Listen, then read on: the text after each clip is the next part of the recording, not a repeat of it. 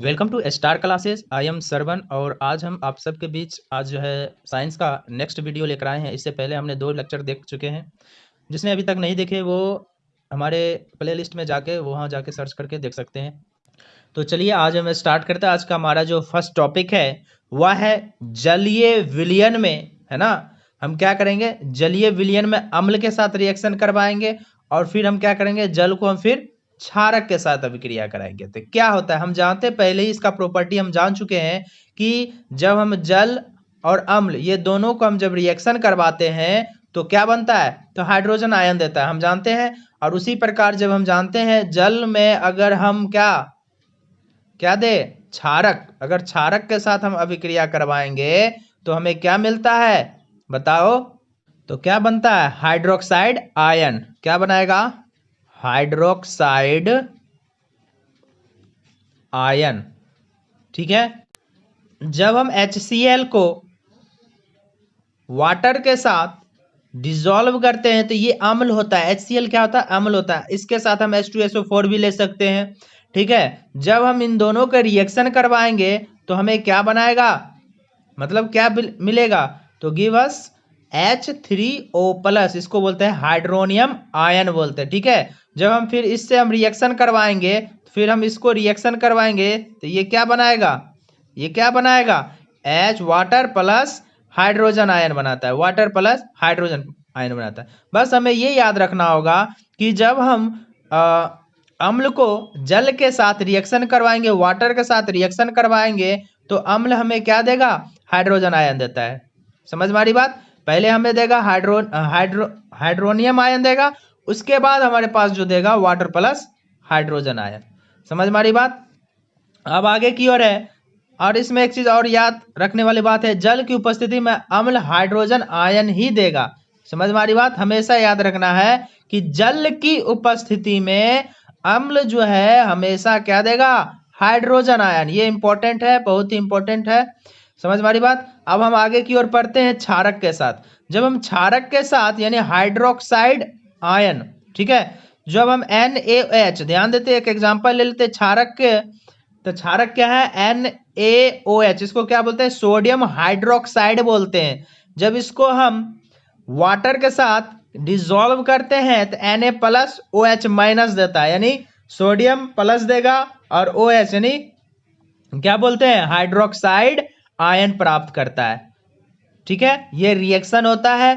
बात समझ में आ रही बात। तो इसका मतलब ये हो गया जल की उपस्थिति में, है ना, जल की उपस्थिति में क्या चीज, क्षारक, क्षारक क्या करता है, OH यानी हाइड्रोक्साइड आयन उत्पन्न करती है।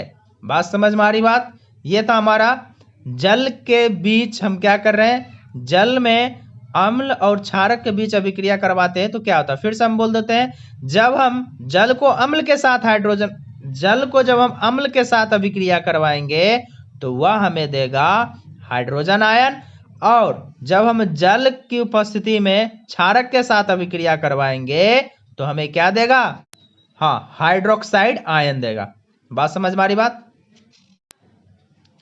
चलिए नेक्स्ट टॉपिक है, जल के साथ अम्ल एवं क्षारक मिलाते समय हमें क्या क्या सावधानियां बरतनी चाहिए उसको देख लेते हैं। ठीक है। तो जल के साथ अम्ल एवं क्षारक मिलाएंगे ना तो क्या करेंगे, सबसे पहले हमेशा जो है पहला हमारा जो पॉइंट होगा, हमेशा अम्ल एवं क्षारक को जल में धीरे धीरे मिलाना चाहिए। ठीक है। कैसे मिलाना चाहिए, धीरे धीरे मिलाना चाहिए। दूसरा है, यह प्रक्रिया बहुत ऊष्माक्षेपी होता है, इसलिए कांच पात्र लगातार हिलाने चाहिए। समझ में आ रही बात, क्योंकि ये कैसा होता है, ऊष्माक्षेपी होता है। करेक्ट। तो चलिए अब आगे की ओर पढ़ते हैं, अम्लों एवं क्षारकों की प्रबलता। ठीक है। तो इसमें देखते हैं कितना होता है प्रबलता। प्रबलता के बारे में हम जानते हैं, किसी क्षारक या अम्ल की प्रबलता उसके द्वारा उत्पन्न H+ आयन या OH आयनों की सांद्रता पर निर्भर करता है। कहने का मतलब कोई अम्ल या क्षारक कितना ज्यादा प्रबल है, मजबूत है, वो हमें डिपेंड करता है, किस पर निर्भर करता है, H+ और OH-, यानी क्या, हाइड्रोजन आयन प्लस इसको क्या बोलते हैं, हाँ, हाइड्रोक्साइड आयन।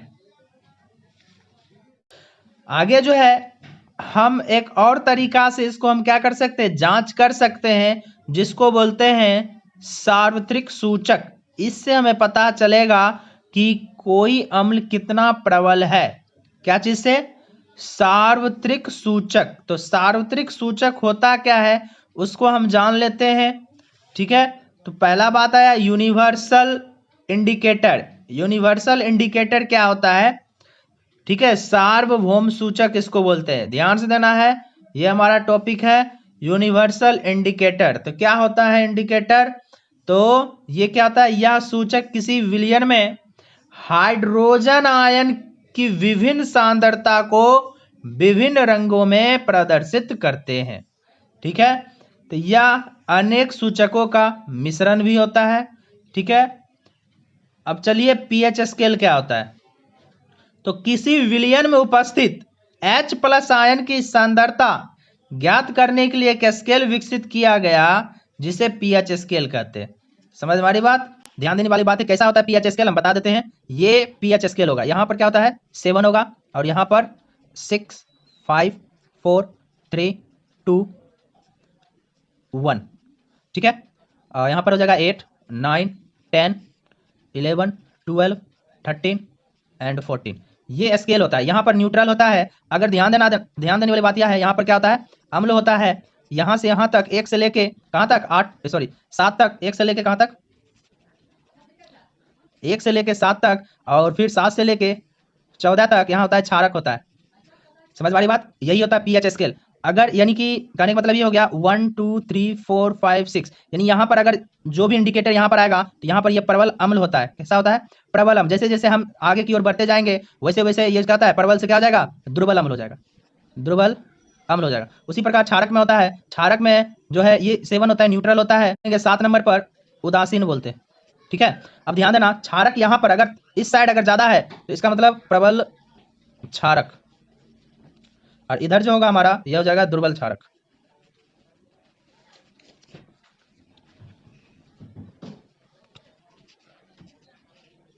तो ये इंडिकेटर होता है, ठीक है। ये पीएच स्केल हुआ। पीएच स्केल को हम किस तरह से प्रदर्शित करते हैं, कहां पर प्रबल होता है अम्ल, कहां पर होता है दुर्बल होता है अम्ल, ठीक है। ये हमारा क्या था, पीएच स्केल के बारे में था। थोड़ा सा इसके बारे में जान लेते हैं। पीएच स्केल में अगर 7, अगर हमारे पास इंडिकेटर में 7 प्रदर्शित कर रहा है तो इसका मतलब हमारे पास क्या है, वह जो विलयन है, सॉल्यूशन है, कैसा है, उदासीन होता है। अगर 7 से क्या हो, पीएच स्केल में 7 से कम हो, है ना, 7 से कम हो तो वह अम्लीय प्रवृत्ति का होता है। अगर वह पीएच स्केल में 7 से ज्यादा हो तो वह हमारा क्या होता है, क्षारीय प्रवृत्ति का होता है, ठीक है।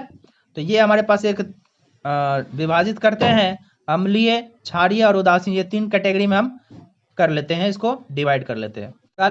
नेक्स्ट हमारा टॉपिक है वह है दैनिक जीवन में पीएच का महत्व।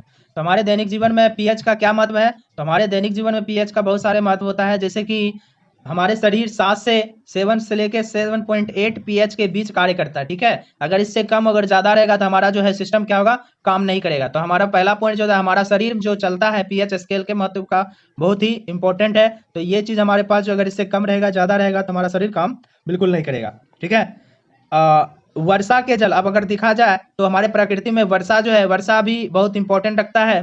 तो अगर ये 5.6 से कम हो जाता है, अगर हमारे पास जो होता है वर्षा जो है, जो वर्षा का जल है, अगर वह 5.6 से कम हो जाता है तो अम्लीय वर्षा कहलाता है, जो कि हमारे लिए बहुत ही, प्रकृति के लिए बहुत ही क्या होता है, हानिकारक होता है।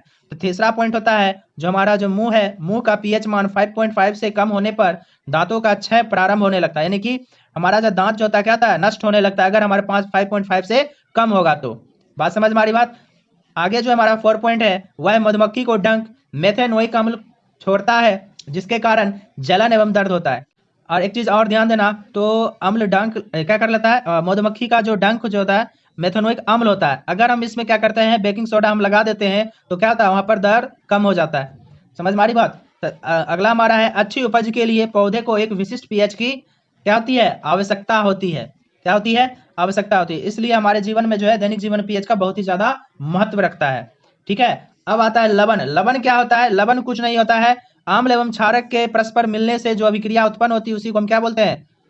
लवण कहते हैं। ध्यान देने वाली बात है, लवण जो हमारे जो होते हैं, अम्ल और क्षार जब आपस में रिएक्शन करवाता है तो हमारे पास लवण बनाता है प्लस जल बनाता है। इसका एक एग्जांपल हम देख लेते हैं। HCl हो गया, हाइड्रोक्लोरिक अम्ल हो गया, और सोडियम हाइड्रोक्साइड हो गया। जब ये दोनों रिएक्शन करवाएगा तो Na यहाँ से ब्रेक हो जाएगा और Cl जुड़ जाएगा, NaCl हो जाएगा, प्लस H2O वाटर हो जाएगा, पानी। ठीक है, पानी हो जाएगा, सोडियम क्लोराइड हो जाएगा। समझ में आ रही बात? Sodium chloride.